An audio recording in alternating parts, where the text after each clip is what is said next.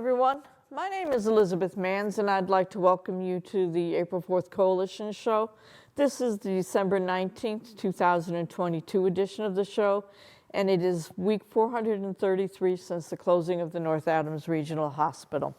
Our mission statement for the April 4th Coalition is, we are for workers' rights and collective bargaining rights and are against tax breaks for the rich and corporations who ship our jobs overseas. We support all the articles of the Universal Declaration of Human Rights, but as is our custom, we put the emphasis on Article 23 at the start of the show. Which ones would you like to this week? I'll do the first two. Okay. Is that right? Okay. Article 23, Section 1.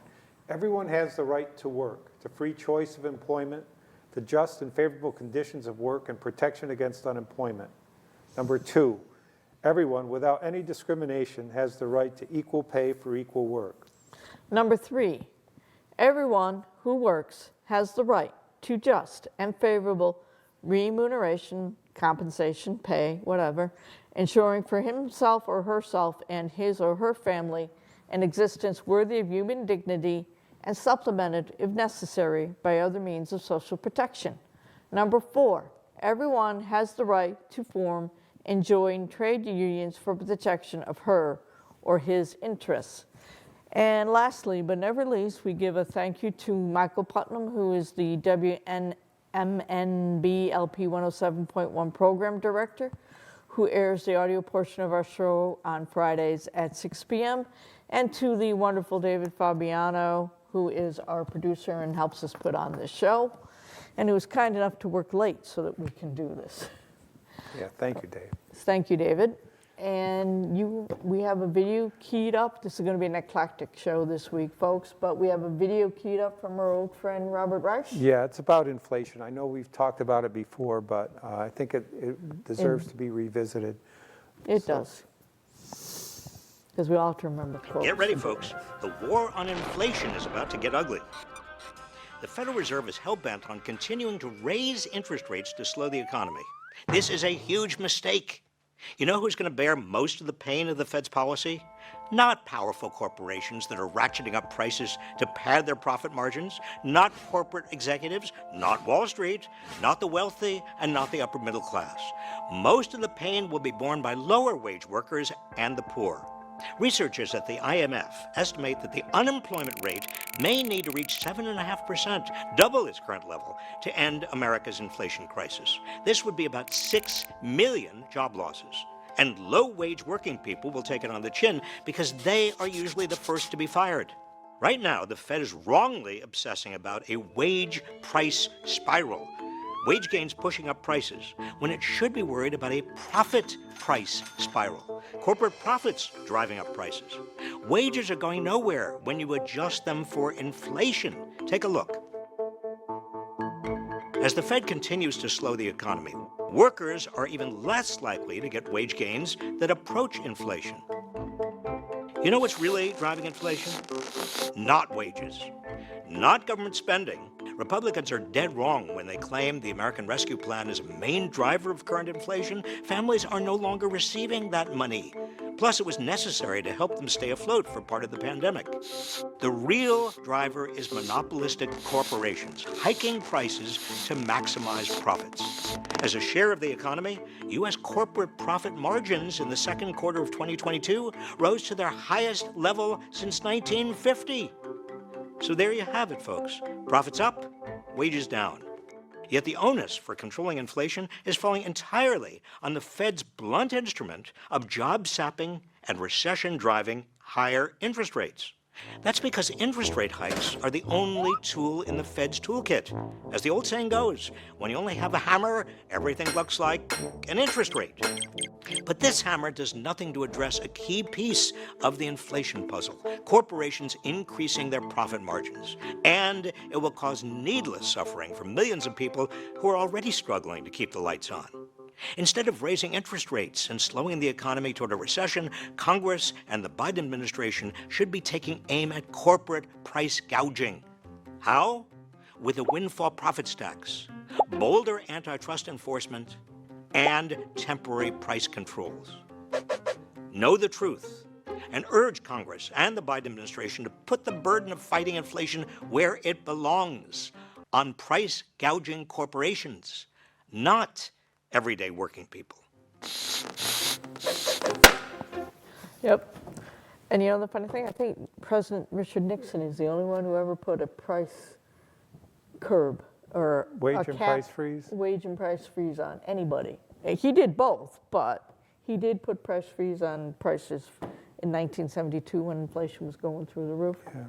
And he was a Republican, but he was the only one who ever did that. Right, but there was a different economy back then, because ever since Ronald Reagan, all we've heard about was mergers and acquisitions. You know, that's how the Wall Right. Street made their money. Mergers and acquisitions, eliminate the workers, one corporation buys another, and so we have monopolies now. So they can just raise the prices anytime Whenever they they want want. because there's no competition. Yep. And so that was one of the three things that needed to be done, he said, was to enforce the antitrust laws, to Yep. break up these big corporations. Break them up and that would foster competition, Competition. and that would lower the prices because In theory, you want to compete for your customers. They don't want to compete for consumers anymore. They right, don't need as to. long as you can set the price of whatever you want, you can choose whatever profit you want. Eventually, you raise the price so high that people just stop buying the item. Correct. They have to find their price point where they can make the most profit. And then they But- got to leave it there right. for a while and wait for wages to catch up a little bit, to give them enough of a pad for people to think they can start spending a lot again. Right, but this inflation is definitely not, about government spending. It's about profits. It is about profit. And speaking of, since part of the key was wages, since Yes. what's happening was wages being this way, being flatlined more or less when you count in inflation. On the North Adams side, we had mentioned this before, that Mass MoCA had gone out on a strike, the union, In that August, they'd voted yeah. to a union, they'd gone on strike, and they were getting negotiations. And Mass MoCA was finally able to get a contract, and the union voted overwhelmingly to support the action. This news was reported in the Berkshire Eagle on Wednesday, December 14th. It took them about 14 months of bargaining to get it, and they had voted in April of 2021 to form a union with the UAW Local 2010. This contract included a meaningful wage increase for the majority of the membership, and they were working to get a more equitable Mass MoCA environment. And they said it was a result of the willingness of each party to listen and genuinely consider others' objectives. And besides the other benefits Musen said in the statement, in the past year, took a comprehensive to get the pay equity at several levels to bring it closer to what other industries are, but that seems to be all they're talking about. Didn't they get something else? They did thank the community for their support when they did did. go out on strike in August. The union said that the community support helped them. And So, but basically they have a contract now. they have one. So they which have is, a, which they have is a basis. important. The first step was they organized their Correct. workers and they decided to form a union. Then the union had to be recognized. Once Correct. the union was recognized, then they had to negotiate a contract, and they got to that point. Now, we reported on other people in this country, the Starbucks workers, they've been trying to organize a union, the Starbucks Workers United, but although they've been organizing unions in different Starbucks, Right, they haven't been able to get a corporate-wide They don't have a contract, they don't have a negotiation. So we have a video that I wanted to show. It was broadcast on December 17th by the Young Turks. It's Starbucks workers strike for 3 days at 100 stores. It says over 100 Starbucks stores around the U.S. launched a 3-day strike starting Friday in an effort to unionize their stores. And so we're going to watch this video with the Young Turks, and then we'll talk a little bit more about it. Okay. 667 Capitola, we're walking out on strike due to low staffing and them closing our union stores. Send the Caesar greedy side. 2, 4, 6, 8. Starbucks come negotiate. Hey, hey, ho, ho. Union busting gotta go. Hey, hey, ho, ho. Union busting's gotta go. You just watched some footage from the first ever and the largest Starbucks union strike. About 1,000 Starbucks workers across 100 unionized stores are putting on the biggest strike in the company's history. And they're doing so to draw attention to the fact that the union busting within Starbucks continues, even though literally hundreds of stores have voted to unionize, and even though the NLRB, the National Labor Relations Board, has cited Starbucks with 900 alleged violations of labor laws, Starbucks still refuses to even acknowledge the union, acknowledge the workers and their desires, and they are not negotiating contracts on good faith. So the strikes started today, this morning. 60 stores will strike through the entire weekend. 40 stores will strike for some of the weekend, and they are asking consumers to avoid going to Starbucks stores in order to show solidarity with the striking workers. Now, let's break down what the Starbucks union busting really looks like. So the National Labor Relations Board, the NLRB, has cited the company with over 900 alleged violations of federal labor law since the union drive began. Starbucks Workers United, which is the name of the union that they have formed, claims that at least 150 workers have been illegally fired for unionizing. In fact, the first store in Seattle that unionized had a worker who was really spearheading the organizing effort. That worker had been fired as a result of their participation and leadership in trying to get the store unionized. And it's just incredible because everything that corporate has tried to do in busting these unions, in preventing the workers from organizing, has really failed. In fact, it's only led to more stores considering holding a vote to decide whether or not they should unionize. And even though they brought back their old school CEO, Howard Schultz, he hasn't been very successful, and you love to see it. And I'm curious what you think about this, Raivana. I know that you're pretty outspoken in support of labor. Yeah, I think that a lot of people have the misconception about how unionization efforts go. We see a lot of media attention on the votes leading up to unionizing, and that's definitely been the case with the Starbucks unions.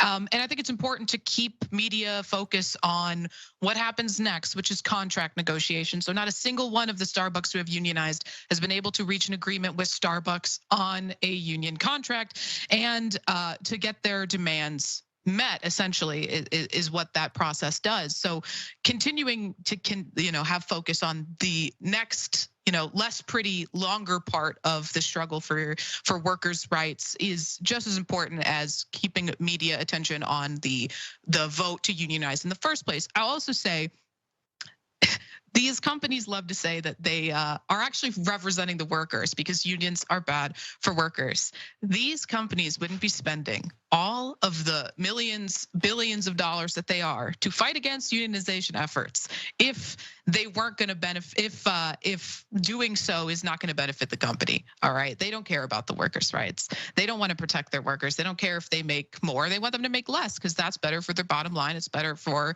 their shareholders. So it's difficult to see workers who have fallen for that propaganda. But I think, and I'll just end with this, the funniest piece of propaganda that Starbucks has been pushing about unions is that it's not necessarily propaganda because it's true. There'll be a middleman between you and your boss. And I don't know a single person in America who wouldn't love to have someone in between them and their boss so that their boss isn't calling them middle of the night asking them to pick up another shift or whatever. But that's just a funny thing that they always highlight as like, oh no, your boss won't be able to directly come up and reprimand you anymore. Like, won't you miss that? Yeah, well, I mean, Cenk, let's hear from you, the boss's perspective, right? And look, to be fair, I mean, it depends on the work environment. I like being able to speak with you directly. You're my boss, but we have a unique setup. It's a completely different environment from a giant corporation with like thousands of stores across the nation. But what are your thoughts on this? Yeah, so there's two things here. One is a fun theory that I have that I'll run by you guys in a second. But first, to Anna's question, look, as we tell you in every story, things always depend. It depends on what the context is, right? So in the case, when you look at the big picture in America, do workers have too many rights? Are they making too much money? I mean, the only people who think that are the people who run giant corporations and every anchor on cable news. But outside of that, no one else thinks that. Now, is it possible still, though, that in a given industry or in a given company, that the balance might be out of whack in the favor of labor? Well, it is possible, actually. Like the steel industry did go down, and we were not able to keep the prices as low as some other countries did. Now, that's a very complicated and nuanced issue as well, but I'm just giving you broad strokes here. But so now when we turn into the coffee industry or the Starbucks company itself as a specific example, having seen the numbers, now look, I'm looking at it from a cursory point of view. I'm not in the middle of the negotiations, but Starbucks still has very significant profits. Starbucks workers are not being paid at much higher than the rest of the industry. They don't necessarily have better benefits than the rest of the industry. The complaints that they're lodging seem perfectly rational and reasonable. And so Starbucks, when it's stonewalling them, doesn't appear to be acting in good faith. When it shuts down branches that have recently unionized, they're not being altogether that subtle. They're basically saying, we don't think the government has any power to protect workers. So we're gonna be pretty brazen about this. And we're not gonna hire one guy, and hey, you hire one union organizer, maybe he had other issues, maybe he didn't, right? No, we're gonna fire tons of union organizers throughout the country. There's nothing that Starbucks is doing here that is subtle at all. And to Anna's point originally, this is also terrible business practices. So number one, you're turning all of your employees against you. Number two, you're turning a lot of customers against you. Number three, now your stock market price is dropping like a rock because none of this is helping your business at all. It appears that they're being obstinate here. And I think it's gotta be Howard Schultz, the founder, who's insisting on it. Because even if they just did the math and they didn't care about workers, they didn't, et cetera, but they would still realize giving the workers a package that's slightly better than what they have today would be infinitely better than the damage that they're doing to their business and their brand. I just think Schultz is being deeply stubborn and thinking that this is some sort of game and competition versus him versus employees. And in that competition, no one wins. Well, I mean, they brought him back from retirement for this specific purpose, right? So he's literally doing what he was rehired to do. And what concerns me, okay, so just taking a step back and looking at the broader landscape and how politics plays into this. If you compare the National Labor Relations Board under Biden's watch to what we had under Trump's watch, I mean, it's night and day, really. And I have endless complaints about Joe Biden. I've aired those complaints on this show. However, the NLRB under his leadership has actually been pretty proactive. They've been good in responding to concerns and grievances that have been filed by workers across the country, which is why they have alleged Starbucks of more than 900 alleged labor violations. And so some of those cases are gonna be going to trial pretty soon. And one of the things that I think is just so fascinating about the union busting tactics is that corporate refuses to engage in any good faith negotiations to come up with a contract with the workers that have unionized.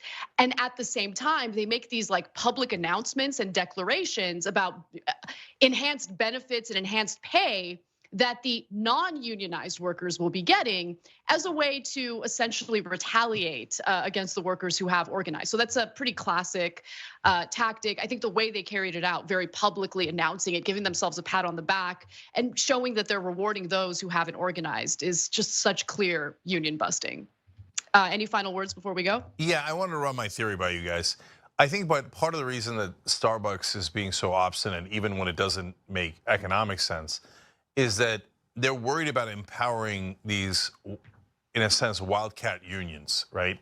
I don't know if that's a term I just made up, but a lot of the union leadership in this country has been kept under control for a long, long time. A spectacular case of that just happened too with the Brotherhood of Locomotive Engineers and Trainmen. They were part of the people who were thinking about a railway strike, and they thought that their union leadership sold them out, and they just voted the guy out. And he'd been there for a long, long time, and they brought in someone who was basically a novice that was not in union leadership before, because they're like, they've had it. Union leadership is always telling them to take crappy deals from management, right? And the bigger the company is, the less union leadership fights.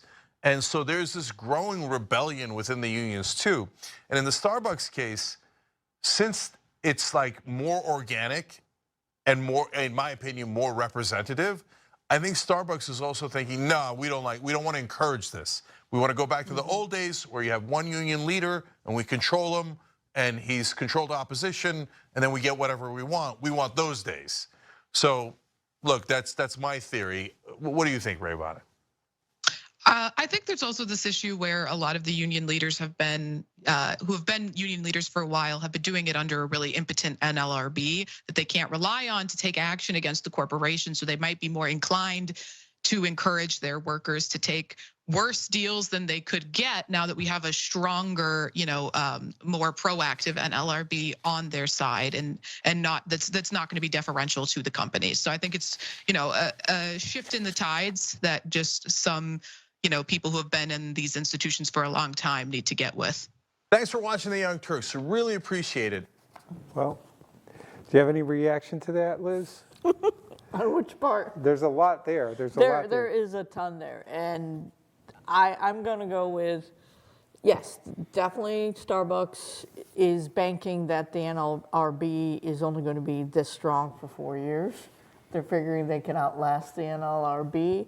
They figure they can outlast their employees. They figure enough people lose a job, enough people get benefits over here, because there's always been that person who gets promoted straight up without having to have to go through the hassle of a contract or something process to get it, that they reward, that you always wonder, why do they reward that person and not the person over here who's diligently working hard to do their job? And Starbucks is neglecting the thinking that most union employees will work very hard for you once they have the contract. They're actually much better employees than a non-union worker is 9 times out of 10. Statistically, that is shown to be the case. They tend to be more professional.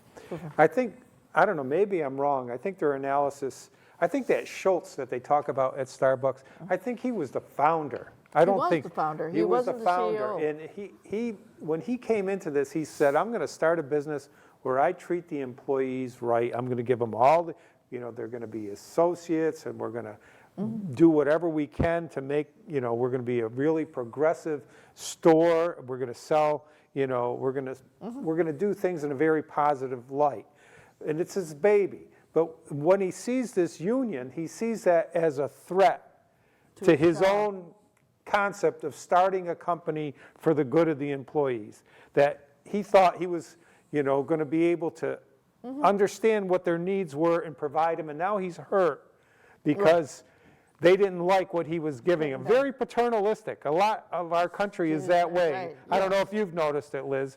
Being a woman, you probably noticed that things are very paternalistic. Yes, they are very paternalistic. Very rarely is it maternal, because a maternal one would be an active listener and would hear what the employee, would talk to the employees about what they want and not guess at what they want. And, I'm sure he did a lot of research along the way, but he forgot to ask what they would really, really, really want. And of course, and they want to work and make it a better place. Yeah. But I have an article here that was produced in November, and it seems like they had a strike. It was a one-day strike on Red Cup Day on November 17th. It was the annual walkout coincided with Starbucks' annual Red Cup Day, when the company gives free reusable cups to customers who order a holiday drink. It is said to be one of the busiest days of the year for the coffee giant. Employees participating in the union-backed work stoppage instead handed out their own red cups with the union logo printed on them, Starbucks Workers United. But So they picked a good day to go on strike. Yeah, They're on the guaranteed to get attention. And, Yeah, they and did hit that a on lot the of customers. 17th, and now they've done it again a month later. They're doing it. So hopefully they'll get some recognition. But the National Labor Relations Board, you know, has been working. I guess there were more than 150 employees who suffered retaliation for their support of the union. But right now, we're in the Christmas season. Yes, we are. And I just wanted to shift gears one more time. And I've been, you know, how I talk about Timothy Snyder in the book on tyranny. I have this other book, On the Road to Unfreedom, by Timothy Snyder. But I've been watching a video on a course that he taught at Yale University. And he ended the course talking about this one song. It's called The Carol of the Bells, and it's also known as the Ukrainian Bell Carol. It's a choral miniature work originally composed by a Ukrainian composer, I can't pronounce this, Mykola Dimitrich Lempovich, I don't know.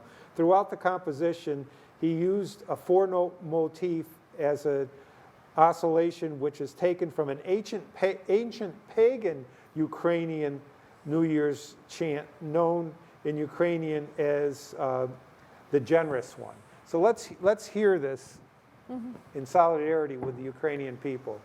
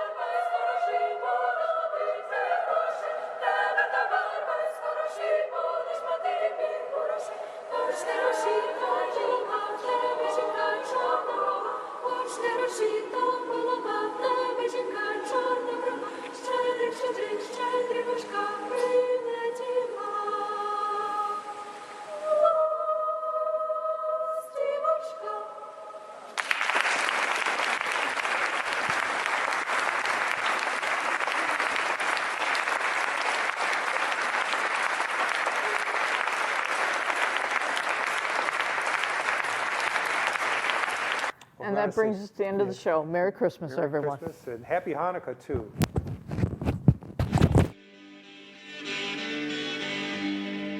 There's power in the factory, power in the land, power in the hand of the worker. But it all amounts to nothing if together we don't stand. There is power in our union. Now the lessons of the past were all learned with workers' blood. The strikes of the bosses we must fight for. From the cities and the farmlands to trenches full